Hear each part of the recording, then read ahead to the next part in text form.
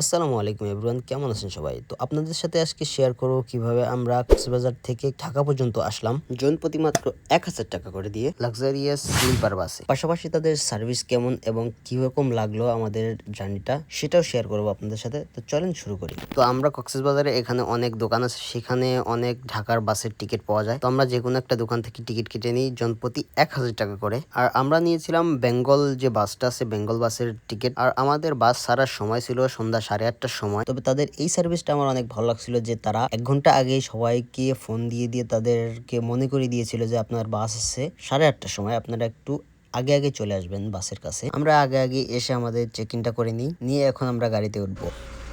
আজকে চলে যাচ্ছি বেঙ্গলে স্লিপারে, কক্সবাজার টু ঢাকা। আসার সময় ফ্লাইটে আসলাম, এখন স্লিপারে যাব। তো উঠে যাই। পরিবেশটা ঠিক এই রকম।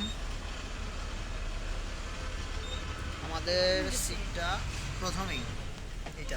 স্লিপারের ভিতরটা অনেক ভালোই লাগলো, অনেক সুন্দর লাইটিং করা। আমরা আমাদের সিটে উঠে যাই। আর হ্যাঁ, বাসে কিন্তু ফ্রি ওয়াইফাই এর ব্যবস্থাও আছে।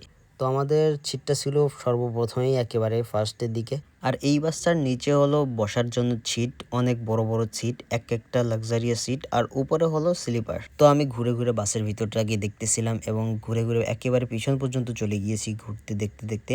তো আসলে বাসের ভিতরটা অনেক ক্লিন ছিল, অনেক ভালো লাগতেছিল, এই জন্য ঘুরে দেখতেছিলাম। তবে নিচের অনেকগুলো সিটই খালি ছিল।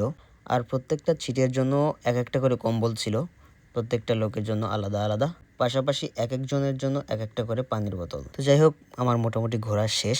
এখন আমি উপরে উঠে যাব, কারণ এখন সুপারভাইজার আসছে।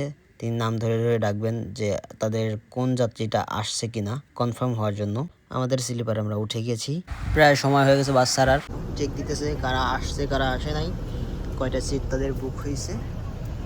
আর আমাদের স্লিপারটা এইরকম। ওকে, জুতা ধর জায়গা এটা এই বালি দিয়ে। ওভারঅল তাদের সবকিছুই ভালো ছিল। নিজেদের একটা কেবিনে একটা করে লাইট এবং ফোন চার্জ দেওয়ার ব্যবস্থা এবং এয়ারকন কন্ট্রোলার। তো তাদের গণনা শেষ এবং প্রায় সময় হয়ে গিয়েছিল। তো সময় হয়ে যাওয়ার পরে গাড়ি ছেড়ে দেয়। এখন 8টার সময় আমাদের গাড়ি ছাড়ছে। সকাল 8টার সময় আমরা ঢাকার আব্দুল্লাহপুর স্ট্যান্ডে পৌঁছে যাব। আর এর মধ্যে আমাদের একবার যাত্রা বিরতি নেবে যে কোনো জায়গায় রাত 1টার সময়। তো আমার কাছে কিন্তু জার্নিটা অনেক ভালো লাগছে। আমি সবাইকে রিকমেন্ড করবো, সবাই কক্সবাজার থেকে আসার পথে অবশ্যই স্লিপারে আসবেন, একেবারে কমফোর্টেবল ভাবে চলে আসতে পারে। তো সবাই ভালো থাকবেন, আল্লাহ হাফেজ।